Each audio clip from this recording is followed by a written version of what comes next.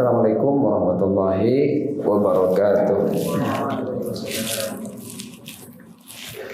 Alhamdulillah rabbil alamin wal aqibatu lil muttaqin wala udwana illa 'alal zalimin. Asyhadu an la ilaha illallah wa asyhadu anna Muhammadar Rasulullah. Allahumma shalli ala sayyidina Muhammad wa ala ali sayyidina Muhammad. Qala ta'ala fi kitabihil karim, a'udzu billahi minasy syaithanir rajim. Bismillahirrahmanirrahim.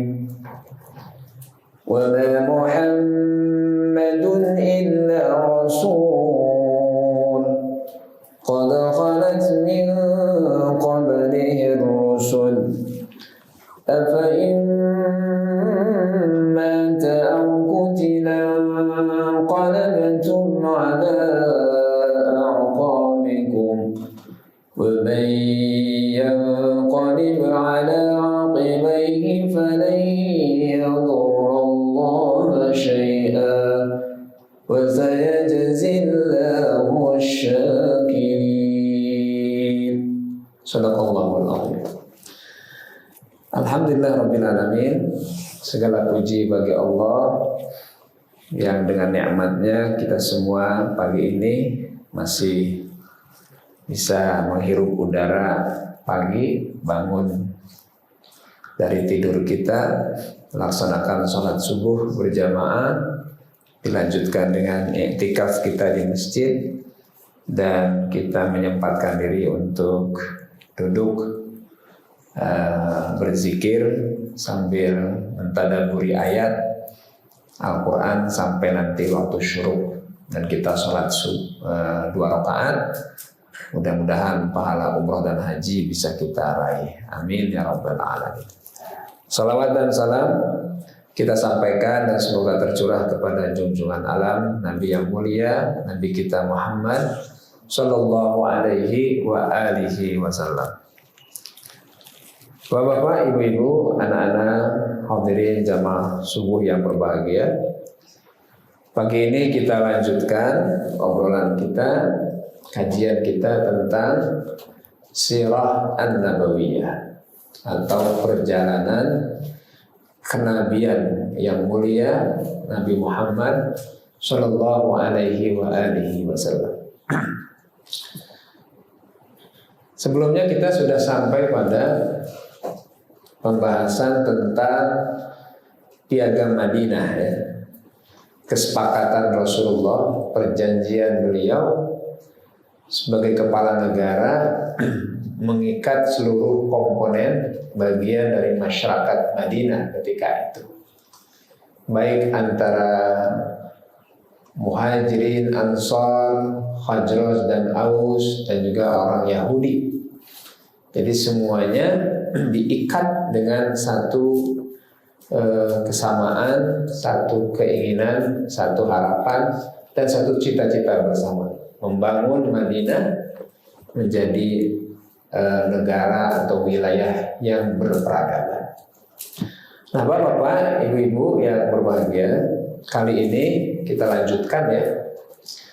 Kali ini coba kita singgung apa yang terjadi kemudian setelah Rasulullah mengkonsolidasi diri, membangun ukhuwah di antara kaum muslimin, Muhajirin dan Ansar, yang setelah itu sebenarnya tidak ada lagi Muhajirin dan Ansar, yang ada muslimin, ya.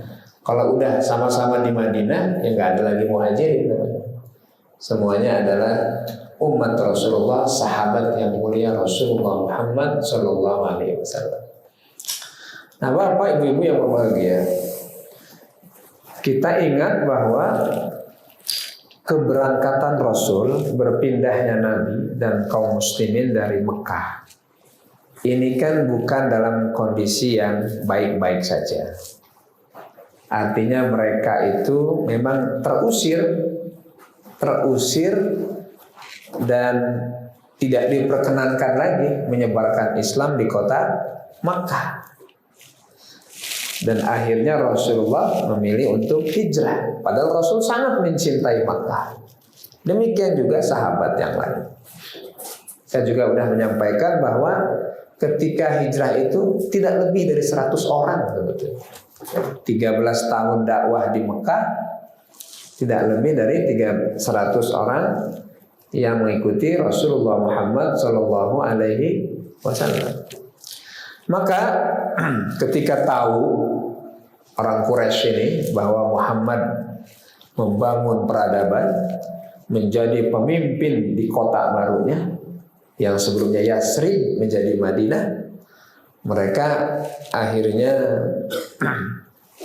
membuat perhitungan, tidak rela, tidak ingin, tidak suka bahwa Muhammad ini menyebarkan agama dan tumbuh menjadi satu kekuatan yang besar. Dan ini ancaman, Pak.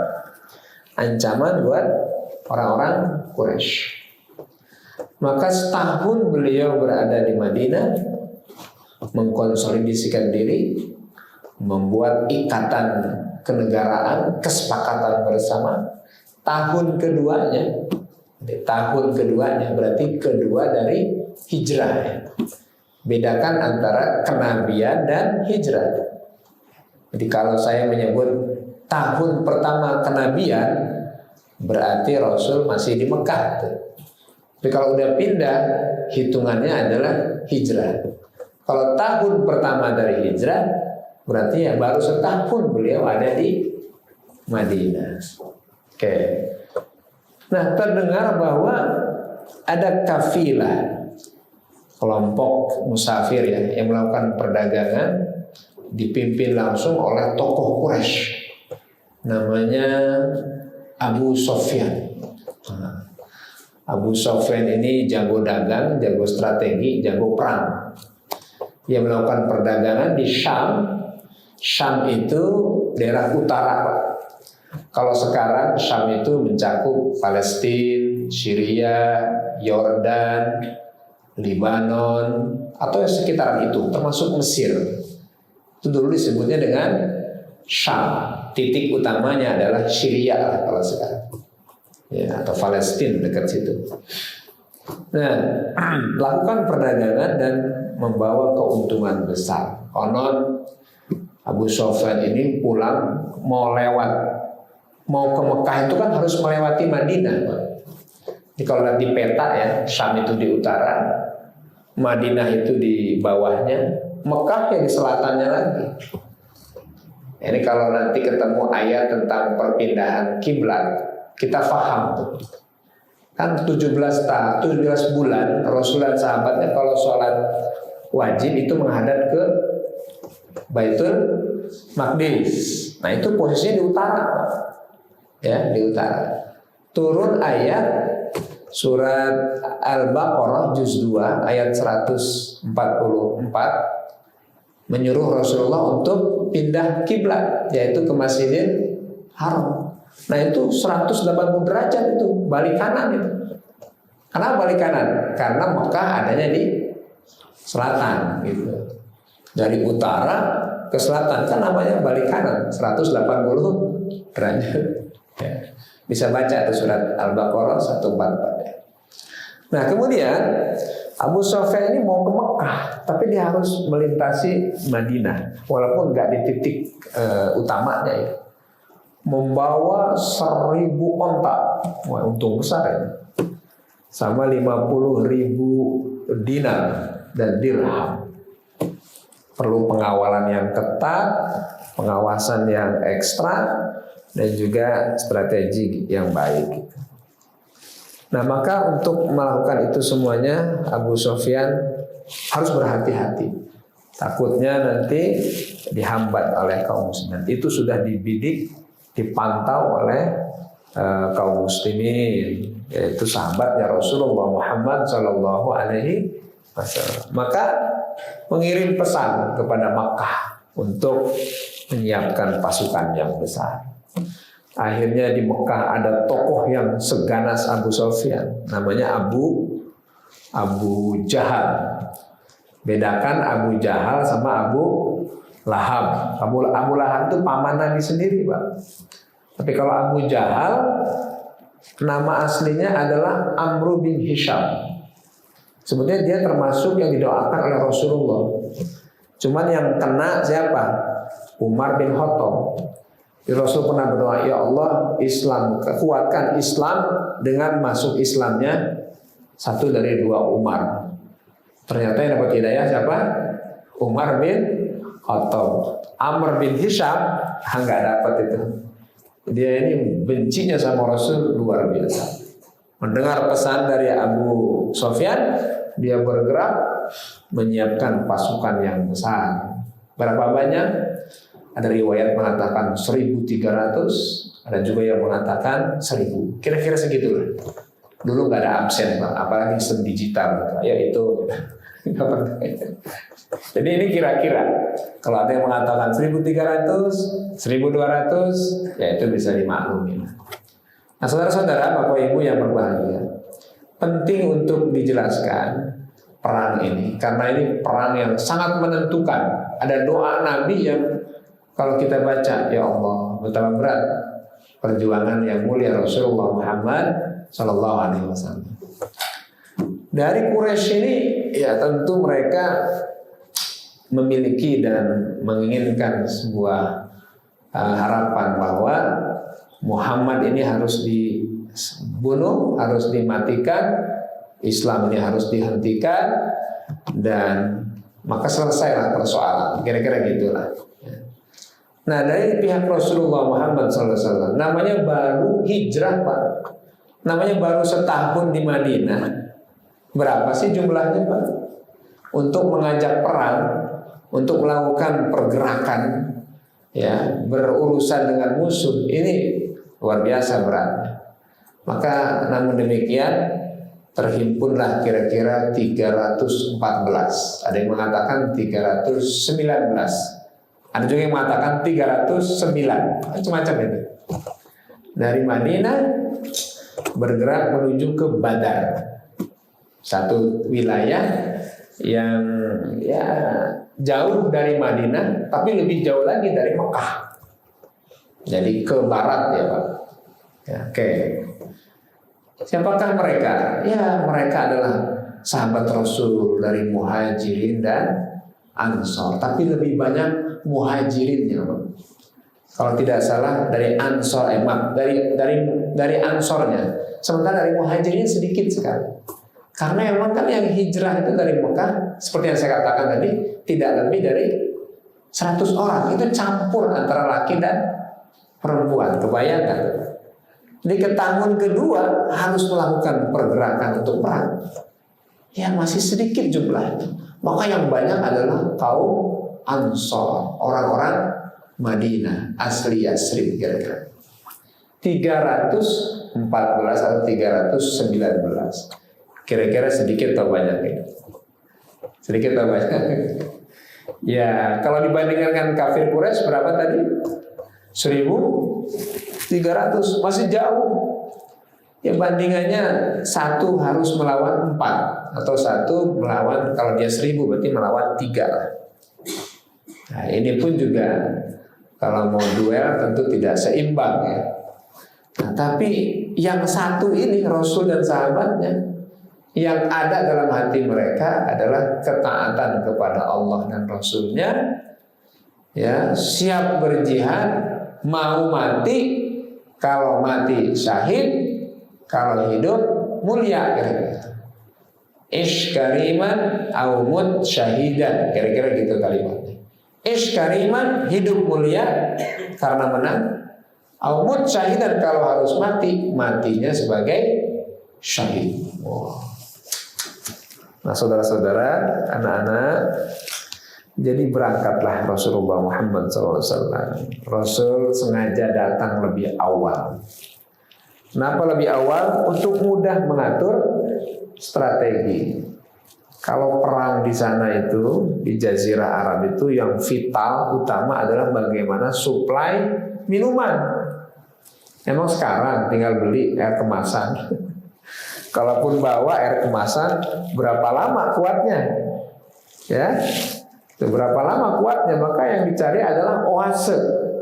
Dan cari oase, cari mata air di sana itu susah. Emang di kita Pak, yang kalau hujan airnya nyerap ke bumi, nampung gitu. Di sana susah. Kenapa susah? Tanahnya bebatuan dan pasir. Nyerap di mana coba? Kecuali ada titik-titik tertentu, lembah, yang disitulah menyimpan air. Maka ketersediaan air itu penting dalam sebuah momen atau peristiwa, apalagi ini perang yang sangat besar dan baru pertama, nggak ada pengalaman sama sekali. Rasul nggak punya pengalaman tuh, nggak pernah di training itu di Romawi, nggak pernah ada pelatihan di Persia. Dua kekuatan adidaya.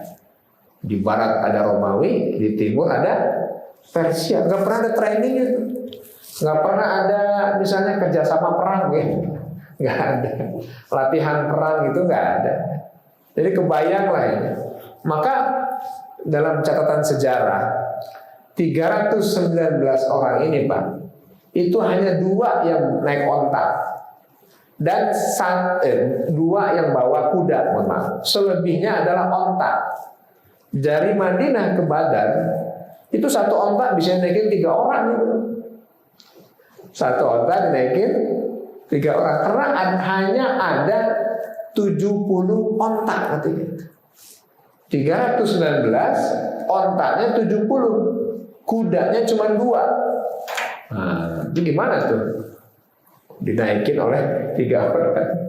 Sementara dari pihak musuh, dari pihak kafir Quraisy itu ada 600 perisai besi, ya kan? Dan ada 1000 onta yang mereka naikin. Dan mereka pada saat perjalanan itu harus menyiapkan makanan dengan menyembelih 9 onta untuk dimakan. Wah, jadi suplai makanannya itu mereka itu. Setiap hari harus menyembelih 9 onta untuk dimakan. Kalau sekian hari di tempat perang, berapa ekor onta yang harus kebayang lah kita konsumsi Pak. Kita aja kalau bikin pengajian nih, ya Pak, kalau bikin pengajian nih, mendatangkan katakanlah berapa kalau di sini 500 orang Pak. Panitia pasti sibuk tuh. Ini makanannya gimana ini? Minumannya gimana ini? Nanti ya bikin tempat kumpulnya di mana? Udah repot duluan Pak. Itu untuk 1 momen dan itu nggak sampai seharian, betul? Iya. Nah ini kalau perang, ya Allah pasti berhari-hari ini. Dan mereka pasti butuh makan, butuh minum, ya Allah. Rasulullah dengan segala keterbatasannya 70 onta yang dinaikin 3 orang per ontanya dan hanya 2 kuda. Nah Rasul bawa apa ketika itu? Bawa onta. Naik sama siapa? Naik sama Sayyidina Ali. Boncengan Pak, terus saja. Ya. Akhirnya sengaja datang lebih awal mencari oase titik air. Ketemu namanya mata air namanya Ar-Raw'a. Tapi dilihat, oh masih kecil nih mata airnya dan agak jauh dari Badar. Maka pindah lagi lebih dekat ke titik Badar, menunggu saat-saat kedatangan orang-orang Quraisy ketika itu. Rasulullah mengatur strategi. Ada 2 orang yang ditunjuk oleh Rasulullah menjadi komandan perang. Siapa komandannya? Seorang sahabat ahli Quran. Oh, jadi komandan ahli Quran nih, pengajar Al-Quran. Namanya Mus'ab bin Umair. Wah. Dari sayap kanannya ada lagi nih. Dari sayap kanan Rasul menunjuk Zubair bin Awwam. Kemudian dari sebelah kirinya ada Al-Miqdad Al-Aswad. Ini orang-orang hebat. Terus Rasul sebagai apa? Rasul sebagai komandan utama yang pegang mic lah kalau sekarang. Ya, instruksi utama dari Rasulullah. Tapi yang maju di depan udah ada komandan yang terdepan Mus'ab bin Umair. 2 itu adalah Zubair bin Awwam dan Al-Miqdad bin Aswad. Yang lainnya apa? Yang lain bergabung bersama Rasulullah Muhammad SAW. Jadi tetap diatur strategi, diatur upaya terbaik bagaimana menghadapi musuh. Datang tuh Pak, Bu, anak-anak 1.000 atau 1.200 orang-orang Quraisy, ya, yang ada pada mereka dendam, kemarahan, kekesalan, angkara murka, benci, udah berkumpul mereka. Sementara yang di kaum muslimin yang ada adalah keimanan, kesetiaan, semangat, dan keinginan untuk menjadi syahid fi sabilillah. Di dalam Al-Quran dikatakan, qad kana lakum ayatun fi fi'atain iltaqata fi'atun tuqatilu fi sabilillah wa ukhra kafiratun yarawunahum mithlaihim ra'yal 'ain wallahu yu'ayyidu binasrihi man yasha. Surat Ali Imran, ya, lembar kedua paling tengah. Nah baik, apa kata Allah? Ada dua pasukan yang bertemu. Satu dasarnya iman, yang satu lagi dasarnya kebencian dan kemarahan. Dan Allah menguatkan, menolong pasukan yang didasari oleh keimanan kepada Allah Subhanahu wa ta'ala. Bapak Ibu yang berbahagia, ketemu nih Abu Jahal lah, tokoh utama yang mengomandani pasukan Quraisy. Mereka juga ada tuh supporter-supporter yang luar biasa, donatur-donatur yang luar biasa. Tetapi karena Rasul datang duluan, oase itu dipegang oleh Rasulullah. Mata air itu dikuasai oleh Rasulullah Muhammad Sallallahu Alaihi Wasallam. Udah ketemu tuh Pak. Ketika ketemu, apa langsung bertempur? Enggak, duel dulu, duel. Tahu duel ya? Apa duel anak-anak? Gulut. 1 lawan 1 dulu nih Pak. Untuk apa? Uji nyali. Nah, akhirnya apa? Dari pihak Quraisy dikirim jagoannya, Utbah bin Rabi'ah, Al-Walid bin Mughirah. Wah, orang-orang jago main pedang dan jago naik kuda. Pertanyaannya, dari pihak kaum muslimin siapa ini yang dipilih oleh Rasulullah? 3 orang. Dari pihak musuh 3, maka dari kaum muslimin 3. Siapa dia? Kata Rasulullah, Ali, bangun. Ali bin Abi Thalib, suruh naik. Dan Hamzah, paman beliau sendiri, Hamzah bin Abdul Muthalib, yang dia ini jago main pedang, jago berburu binatang. Terus yang diburu, tahu nggak binatang apa? Hamzah ini kalau berburu binatang, yang diburu itu singa. Jadi bukan apa? Berburu kok kelinci biasa. Kalau berburu singa, dia kan jago main pedang tuh Pak, dan jago memanah. Jadi ada singa dipanah, set gitu.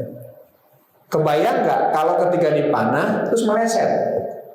Karena kulit singa, terus singa terbangun. Kira-kira singa akan tinggal diam nggak? Akan tinggal diam nggak Pak? Enggak, pasti dia marah singa. Kalau dia marah ngapain? Ngejar. Nah berarti ini seorang Hamzah bin Abdul Muthalib ini kalau berburu, kalau singanya nggak dapat, berarti dia siap dikejar sama singa. Berarti dia butuh fisik yang kuat, ya kan? Dan kemampuan membawa kuda yang cepat. Itulah Hamzah. Maka dia dijuluki dengan Asadullah wa Asada Rasulillah. Apa tuh? Singanya Allah dan singanya Rasulullah Muhammad. Kata Rasul, ya Ammi Hamzah, bangun. Bangun Pak. Satu lagi siapa? Satu lagi itu Ubaidah. Bangun Ubaidah. Duel tuh 3 orang itu. Dengan mudahnya Hamzah bisa mengalahkan musuhnya, terbunuh musuhnya. Dan dengan mudahnya pula Sayyidina Ali mengalahkan lawan duelnya, mati. Tapi Ubaidah ini seri Pak, seri. Dia terluka, musuh juga terluka. Tapi kan tetap menang Pak. 2 tewas di pihak musuh, sementara 1 terluka. Di kaum muslimin hanya terluka 1 orang. Ini dari sisi mental udah jatuh nih kafirnya, Pak. Dan sengaja itu dihadirkan untuk memberikan spirit semangat yang besar kepada pasukan. Di awal saja sudah terlihat tanda-tanda kemenangan itu pada Rasulullah Muhammad Sallallahu Alaihi Wasallam. Setelah itu barulah kontak besar, bertemu 2 pasukan ini, dan 1 harus melawan 3. 1 sahabat harus melawan 3 musuh. Bukan perkara mudah. Apalagi nggak ada pengalaman, nggak ada latihan sebelumnya, Pak. Perlu dijelaskan. Kalau Rasul pergi, kalau Rasul berangkat ke medan perang, terus Madinah siapa yang jagain ini? Kalau tiba-tiba ada musuh yang datang, gimana ini? Siapa yang ngimamin masjid Rasulullah ini, siapa ini? Sementara di Madinah masih banyak juga orang-orang tua, para wanita, anak-anak, dan muslimin yang lain. Siapa yang dikasih tanggung jawab? Apakah Rasul begitu saja pergi tanpa memberikan tugas atau amanah gitu kepada? Ada. Rasul sudah memberikan amanah untuk menjadi imam sholat, untuk mengurusin masjid, yaitu seorang tua, seorang buta yang namanya disinggung dalam Al-Quran. Namanya Abdullah bin Umi Maktum. Siapa namanya? Abdullah bin Umi Maktum. Itu namanya, ceritanya itu disinggung dalam Al-Quran. Surat apa? Surat Abasa. Abasa wa tawalla an ja'ahul a'ma wa ma yudrika la'allahu yazakka. Kalau baca Abasa, ingat sahabat Nabi yang bernama siapa tadi? Abdullah bin Umi Maktum. Dia buta, Pak. Suatu waktu datang kepada Rasul di saat Rasul sedang ngajarin Islam kepada kalangan petinggi Quraisy. Ya, Rasul ketika datangnya Abdullah bin Maktum, beliau berpaling muka, berwajah masam. Apakah Rasul benci sama Abdullah? Tidak. Apakah Rasul tidak suka didatangi oleh Abdullah bin Maktum? Tidak. Cuma dalam hati Rasul, ini saya lagi ngomong sama orang ini. Lagi bicara sama orang, kan nggak mungkin sini bicara, maksudnya entarlah kira-kira gitu. Tetapi berpalingnya Rasulullah ditegur sama Allah Subhanahu wa Ta'ala. Bermuka masamnya Nabi itu diingatkan oleh Allah Subhanahu wa Ta'ala dalam surat Abasa wa Tawalla. Maka kalau ngelihat Abdullah bin Umi Maktum, itu Rasul langsung bilang, ya Abdullah bin Maktum, yang karena engkau surat Abasa turun kepada saya. Jadi langsung ingat tuh, langsung ingat. Nah, Abdullah bin Umi Maktum inilah yang dipercaya oleh Rasulullah untuk mengimami sholat di Masjid An-Nabawi. Karena apa? Karena selagi ada Nabi, selagi ada Rasul, pasti yang jadi imam adalah Rasulullah. Selagi beliau sehat dan bisa memimpin sholat, maka beliaulah yang menjadi imam. Nggak boleh yang lain, nggak bisa. Siapa berani sahabat menjadi imam atau mengimami Rasulullah? Ada yang berani nggak? Nggak ada. Jangankan mengimami, Pak. Sampai hari ini, Pak. Sampai hari ini, saya misalnya atau siapapun menziarahi Rasulullah, nggak berani kita teriak-teriak begitu, Pak. Nggak berani kita dengan angkuhnya begitu. Malu kita di hadapan Rasulullah Muhammad SAW. Bahkan beliau sudah meninggal. Dan ada ayatnya itu. Ya ayyuhalladzina amanu la tarfa'u aswatakum fawqa sawtin nabi wa la tajharu lahu bil qawli كجهر بعضكم لبعض أن تحبط أعمالكم وأنتم لا تشعرون. Surat Al-Hujurat. Ya, ayat berapa itu? Ayat 2. Apa artinya? Wahai orang beriman, la tarfa'u aswatakum fawqa sautin nabi. Jangan kau tinggikan suaramu di atas suara Rasulullah. Ya. Wala tajharu lahu bil qawli, dan jangan mengeraskan suara. Nah, itu sahabat itu. Maka kalau ada Rasulullah, Rasul pasti imam itu. Pertanyaan, kalau Rasul nggak ada, siapa? Ada yang diwakili, ada yang ditugaskan. Yang ditugaskan itulah yang selalu menjadi imam. Ini memang idealnya begitu, Pak. Ya. Jadi imam itu jangan dorong-dorongan nanti. Kalau di Al-Marwah gimana Pak Wahyu? Imam tetapnya nggak ada nih. Udah itu semua cadangan. Ayo dorong-dorongan nanti. Ah, udah kamu aja. Kalau ini dorongnya ini siap, kalau nggak siap, waduh, ini bahaya. Harus ada yang didelegasikan dan dia harus siap karena imam ini punya tugas yang sangat berat. Abdullah bin Ummi Maktum dipercaya oleh Rasulullah. Tapi kemudian dalam perjalanan Rasul ke Badar, maka kemudian Rasulullah memulangkan sahabat Nabi namanya Lubabah, Abu Lubabah.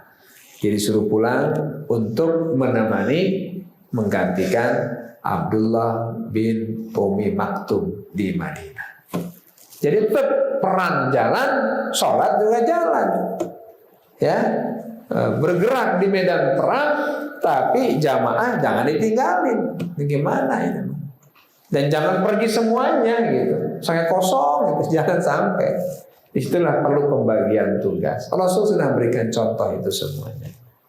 Ya. Karena kalau ikut semua, gimana? Hanya 319 orang saja. Nah, Bapak Ibu yang berbahagia, sudah terjadi perang yang luar biasa. Rasul ikut serta dalam perang itu menjadi komandan utama di samping komandan-komandan batalion tadi itu ya. Sayap kanan ada Zubair bin Awam, sayap kiri adalah Al-Miqdad bin Aswad. Dan di depan ada Mus'ab bin Umair. Ini orang hebat semua. Zubair bin Awam ini jago main pedang juga ya. Aswad jago main menaik kuda ya. Akhirnya perang terjadi. Rasul tahu ini musuh terlalu besar, Pak. Satu orang Islam harus melawan 3. Jadi kalau kurang-kurang mental, kurang-kurang strategi, kurang-kurang asupan makanan, waduh, mati semuanya. Dan ketika itulah datang hujan besar. Buat orang kafir hujannya sangat besar. Sementara ketika menimpa kaum muslimin, hujannya tidak terlalu besar, rintik-rintik saja. Allah punya kehendak seperti itu. Kemudian Rasul berdoa, yang doanya itu kalau terjemahnya kira-kira gini: ya Allah, Kau tahu bagaimana besarnya jumlah mereka. Seandainya hari ini kami kalah, seandainya hari ini kami tewas, 319 orang nih, maka ya Allah, tidak akan ada lagi yang menyembah Engkau ya Allah. Wah. Kalau hari ini kami tewas, kami gugur semuanya, tidak ada nanti yang akan menyembah, dan tidak ada Islam lagi setelah ini. Ya agak-agak keras juga doanya dia. Yalah, udah pasti kalau Rasul tewas, berarti kan siapa yang ngajarin Islam? Siapa yang menyebarkan dakwah? Sementara sahabat utama ada semua di situ. Ada Umar, ada Abu Bakar, ada Utsman, ada Ali. Orang-orang hebatnya ke medan tempur semua. Nah kalau mereka tewas berikut Rasulullah, logis juga kalau terjadi kekalahan, maka tidak ada lagi Islam, tidak ada lagi menyembah Allah Subhanahu wa Ta'ala. Berdoa itu Pak Rasulullah. Akhirnya dapat kabar bahwa Allah turunkan malaikat munzilin turun yang akan memenangkan peperangan ini. Tersenyumlah Rasulullah. Langsung Rasul bergerak, ayo kita tempur, ayo kita berjuang lagi.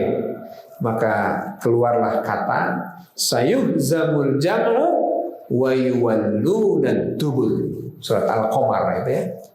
Sayuhzamul jam'u wa yuwalluna dubur. Maka akan dipukul mundur, ya. Mereka akan dikalahkan kelompok ini, wa yuwalluna dubur, dan mereka akan mundur. Begitu Rasul mengatakan, sayuhzamul jam'u wa yuwalluna dubur. Sayuhzamul jam'u wa yuwalluna dubur. Pasukan ini akan dikalahkan dan dia akan mundur. Seakan Rasul berikan semangat kepada pasukan, jangan malas, jangan loyo, kita harus semangat karena kita bisa mengalahkan yang besar ini dan mereka akan mundur terus. Dan benar, terpukullah pasukan musuh, padahal jumlahnya 1000 lebih. Satu persatu tewas orang-orang kafir Quraisy, Pak.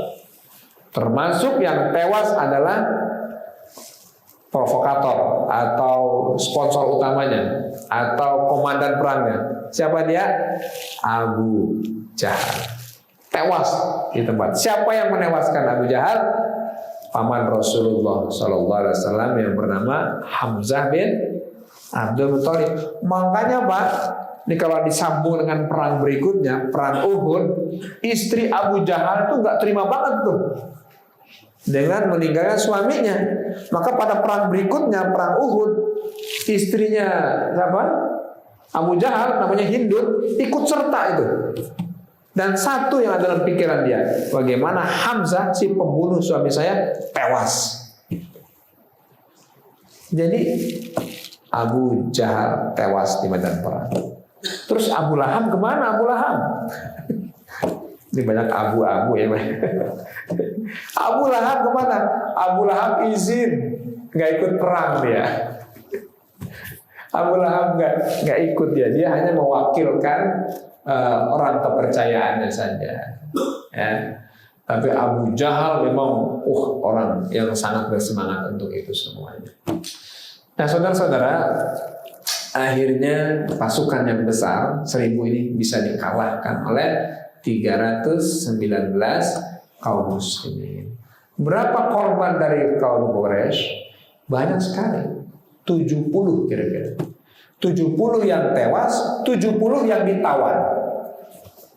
Nah, apakah dari kaum muslimin nggak ada yang gugur sama sekali? Ada, tapi hanya 14 orang. Dari 314 atau dari 319, 14 orang saja yang tewas. Hebat betul. Untuk sebuah pertempuran pertama, perang pertama, hanya korban 14, sementara ini musuh dengan senjata lengkap. Mereka pakai perisai besi, Pak. Ya, ontaknya lebih banyak. Pokoknya persiapan betul lah. Korbannya 70 orang tewas, 70 orang ditawan. Yang 70 yang ditawannya adalah orang-orang pinter, orang-orang yang cendekia. Sementara yang lainnya kemana? Yang lainnya kocak kacir semuanya. Yang lainnya lari terbirit-birit, cari selamat sendiri, Pak. Nah, tapi yang 70 ini ditawan. Karena yang ditawan ini orang-orang pinter, Pak, pinter membaca, pinter menulis, maka di antara usulan sahabat, bagaimana diatnya ini, tebusannya ini adalah mereka ngajarin kaum muslimin yang belum bisa baca. Luar biasa itu. Akhirnya diajarinlah ini kaum muslimin yang belum bisa baca, sehingga akhirnya pandai membaca. Itulah strategi Rasulullah Muhammad Sallallahu Alaihi Wasallam. Ya, anak-anak semangat amat ini ya. Nggak ada yang ngantuk? Iya. Oke, pulanglah Rasulullah ke Madinah dan tersebarlah kabar akan kemenangan umat Islam. Dan sementara sampai di Mekah, mereka mendapat kabar kekalahan pasukan yang besar oleh Muhammad yang hanya jumlahnya sedikit, dan itu aib yang besar. Dan itu suatu yang memalukan. Bagaimana mungkin jumlah yang besar dikalahkan sama yang kecil? Bagaimana kelengkapan peperangan hanya dikalahkan dengan Rasulullah yang nggak punya perlengkapan yang lengkap. Tadi kan sudah diceritakan. 70 onta. Satu onta dinaikin 3 orang. Kasihan banget tuh onta. Nah, tapi itulah, kalau seandainya Rasul tewas pada saat itu, benar tidak ada lagi yang menyembah Allah dan tidak ada Islam. Karena Rasulullah adalah khatamul anbiya wal mursalin. Nabi Muhammad ini penutup para nabi dan para rasul. Allah berfirman dalam Al-Quran surat Al-Ahzab ayat 40 ya. Ma kana Muhammadun aba ahadin min rijalikum walakin Rasulullah wa khataman nabiyyin. Muhammad bukanlah ayah dari anak seseorang di antara kalian, tapi dia adalah utusan Allah dan penutup para nabi. Begitu Allah berfirman. Kalau beliau penutup para nabi, berarti kan namanya ditutup, nggak mungkin ada yang muncul kemudian. Seandainya ada yang muncul nabi setelah Nabi Muhammad, dia harus lebih baik dari Rasulullah, betul kan? Kalau ada nabi ngaku nabi sekarang yang ngaku nabi, dia harus lebih dahsyat, lebih sempurna, lebih hebat dari Rasulullah. Artinya juga kalau dia bawa kitab, bukti bahwa dia nabi, kitabnya harus lebih hebat daripada Al-Quran. Kitabnya harus lebih lengkap dari Al-Quran. Pertanyaannya, ada enggak? Enggak ada. Yang ada hanya ngaku nabi. Ada Musodek dulu, apalagi ada Lia Eden. Pas kita lihat riwayat hidupnya, ya tukang nganyam apa itu bunga. Musodek dulu pernah jadi atlet bulu tangkis. Nggak jelas. Kitabnya apa? Nggak ada juga. Mestinya kalau ngaku nabi, dia harus lebih baik dari Rasulullah. Kalau dia bawa kitab, kitabnya harus lebih baik daripada Al-Quran. Dan itu nggak mungkin terjadi. Allah berfirman dalam Al-Quran surat Al-Isra ya. Allah berfirman, "Qul in ijtama'atil insu wal jinnu 'ala an ya'tu bimithli hadzal Qur'an la ya'tuna bimithlihi walau kana ba'duhum li ba'din dhahira." Katakan, kata Allah, seandainya bangsa jin dan manusia berkumpul, berhimpun, bersepakat untuk membuat seperti Al-Quran, la ya'tuna bimis, tidak akan bisa. Bahkan kalau mereka kerjasama, koalisi, nggak akan bisa. Jadi sudah pasti tidak mungkin terjadi. Jadi kalau Rasul tewas ketika itu, memang tidak akan ada Islam, tidak akan menyembah Allah, karena Allah sudah menyatakan bahwa Muhammad adalah penutup para nabi. Maka kemenangan ini menjadi prestasi besar.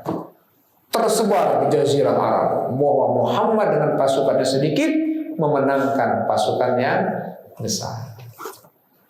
Udah tuh, itu tahun kedua dari hijrahnya Rasulullah Muhammad Sallallahu Alaihi Wasallam.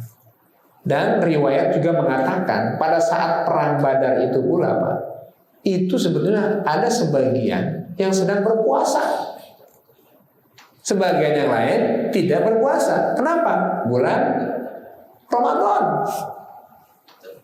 Bayangin, ada yang berpuasa, ada yang tidak berpuasa. Terus Rasul di mana? Ya Rasul biarkan yang puasa silakan.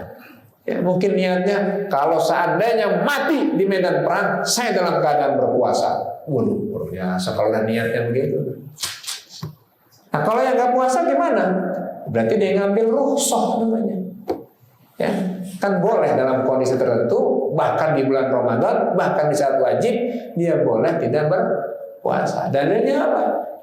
Ya wa'alal ladina yutikuna, dalam keadaan lemah, susah, maka tidak perlu berpuasa. Dua-duanya tetap menjalankan. Yang puasa jalan, yang tidak puasa juga jalan. Gitu. Nah, saudara-saudara, Bapak Ibu yang disitulah pernah ada ungkapan dari Nabi, Ketika selesai perang Badar nih, ya, Rasul melalui kalamnya yang mulia, beliau mengatakan apa? Raja'na min jihadil asghar ila jihadil akbar. Wahai sahabat, kita ini baru saja selesai dari perang kecil, dan ketahuilah kita akan masuk ke perang yang lebih besar. Rasul menyebut perang Badar ini perang kecil, dan kata beliau kita akan menghadapi perang besar. Sahabat bertanya, ya Rasulullah, perang sebegini dahsyatnya, sebegini hebohnya, sebegini peliknya, kau bilang ini adalah jihad yang kecil dan akan menghadapi perang yang besar. Nah, yang perang yang besar itu apa itu? Kalau perang Badar yang begini dahsyat saja kau katakan perang kecil. Apa kata Rasul? Fahiya jihadun nafas. Perang yang besar itu adalah memerangi hawa nafsu. Memerangi hawa nafsu ini yang luar biasa. Orang bisa sukses, bisa jadi pahlawan di saat bertemu dengan lawan, tetapi bisa kalah ketika memerangi hawa nafsunya. Ya kan?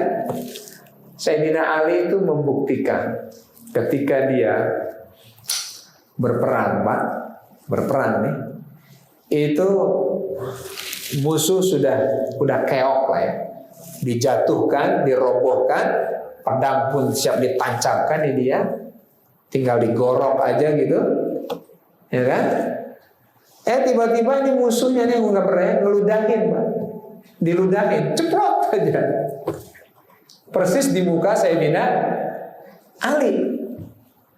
Ketika diludahin, Pak, sama Ali dilepas, Pak, dilepas, pedangnya diangkat, kemudian ikatan ininya dilepas dan dibiarkan aja.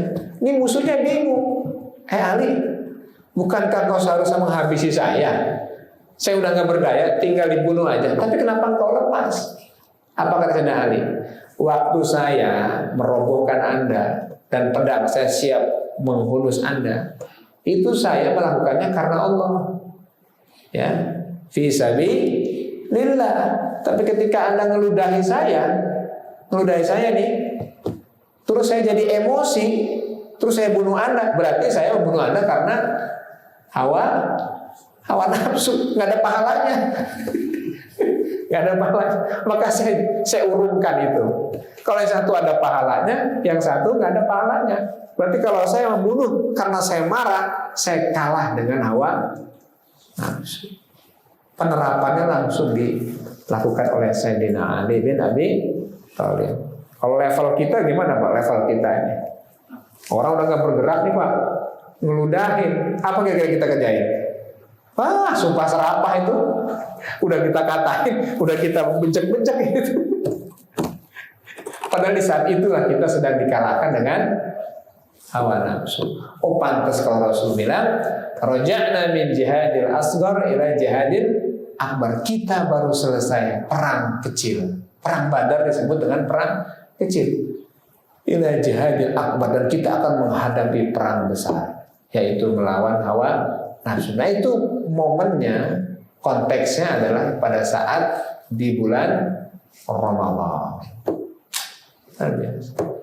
Konon katanya kemerdekaan Indonesia, pembacaan proklamasi 17 Agustus 45 jam 10 di Jalan Pegangsaan Timur nomor berapa?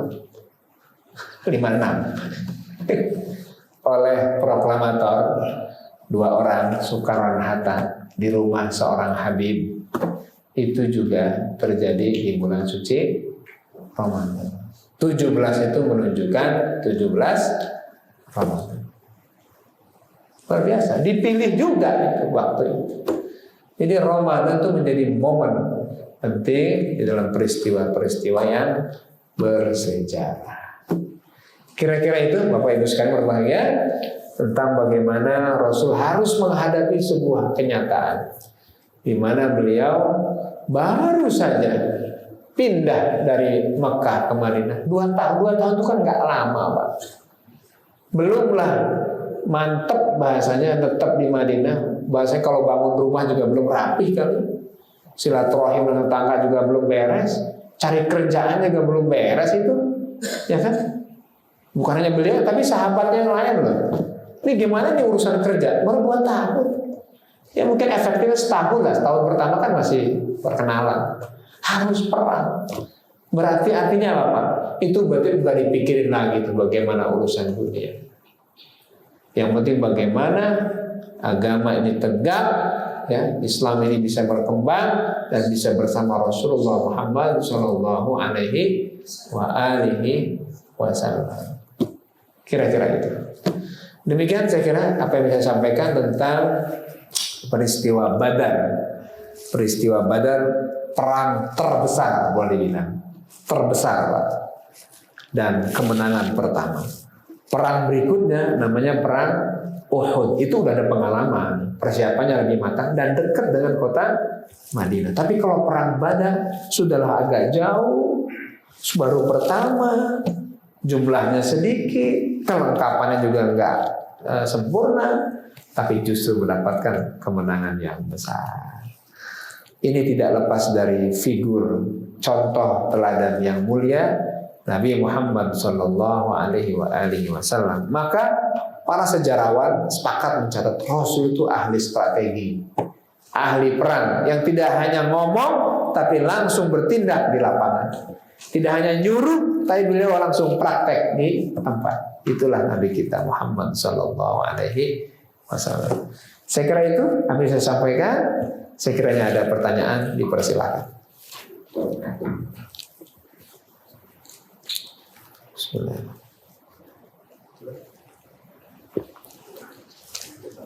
Ya, silakan Pak. Kalau dengar cerita tadi, perang Badar itu kan kemenangan besar. Tapi kalau saya mendengar juga justru di perang Uhud itu katanya mengalami kemunduran. Apa seperti itu? Ya, Uhud itu justru kekalahan besar. Kekalahan besar pertama karena korbannya 70 syuhada. Di antara yang 70 itu paman Nabi yang justru hebat pada saat perang Badar. Hamzah tewas pada saat perang Uhud. Ya. Jadi selama Rasul berperang 2 kali saja Rasul kalah itu. Ya, pertama di Uhud, kedua pada saat perang Mu'tah kalau tidak salah. Selebihnya menang.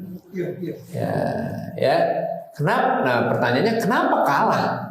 Pertama menang, pada jumlah sedikit, kedua kalah. Nah, para sejarawan mencatat jadi masalah adalah tadi itu mungkin kebanggaan, merasa pada perang Badar kita pernah menang nih. Kayaknya ini menang lagi deh. Nah, itu memang nggak boleh itu. Terus yang kedua soal loyalitas dan kepatuhan pasukan kepada komandannya. Kan pada saat perang Uhud itu kenapa kalah? Pasukan pemanah yang ada di Jabal Rumat, satu bukit kecil, itu turun ke bawah. Padahal pesan Nabi apa? Jangan pernah turun sampai perang usai. Nah, itu jadi persoalan itu. Jadi harus taat pada komandan, nurut sama pimpinan. Itu penting. Makanya dengan itu turun ya surat Ali Imran ayatnya ayat 139, 140 turun berkenaan dengan perang Uhud. Apa? Di sana Allah berfirman, "Iyamsaskum qarhun faqad massal qauma qarhun misl." Tetap dihibur oleh Allah. Ya sudah, ini udah kalah nih. Ini udah banyak yang tewas. Tapi jangan membuat kalian terpuruk dan tidak bersemangat lagi. Apa kata Allah? Kalau hari ini kamu kalah, musuh dulu kalah pada saat perang Badar.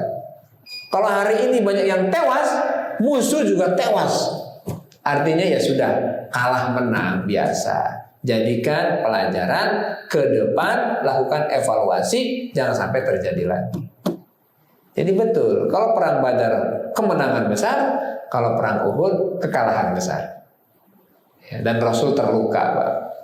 Rasul berdarah, giginya patah, dahinya berdarah karena jatuh. Ternyata Rasul bukan Power Ranger.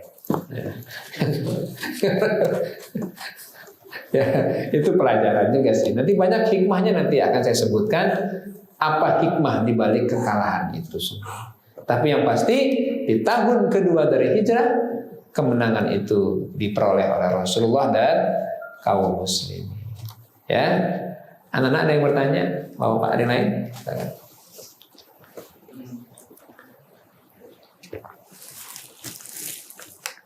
Baik, kalau tidak ada, mudah-mudahan ada manfaatnya yang kita bicarakan dan Allah menanamkan cinta kita kepada beliau, membimbing kita agar bisa meneladani akhlak beliau. Amin.